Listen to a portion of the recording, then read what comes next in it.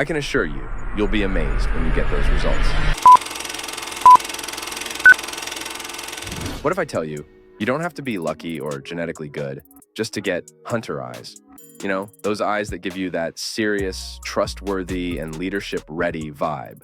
But here's the thing, it's not all about good genetics. So, how can you get those sought-after hunter eyes without relying solely on your DNA? Well, there are a couple of ways. To get practical and easy improvement in your life, you should subscribe to our channel now, because more important content is coming for you. Back to the video. First, let's talk about bones, specifically the maxilla bone. And this bone plays a big role in shaping your eyes, giving them a square, deep-set look. Now, if you're wondering how to enhance this bone, it's time to get familiar with a little something called mewing. It's keeping your tongue up against the roof of your mouth while breathing through your nose.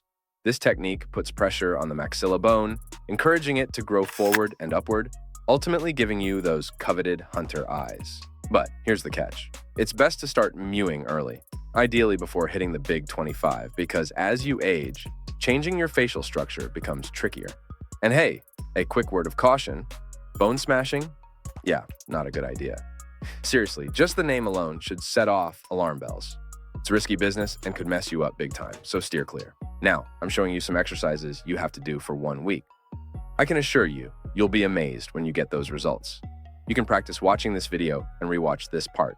If already have hunter eyes doing any exercise, you should comment so people can benefit. So, there you have it, folks.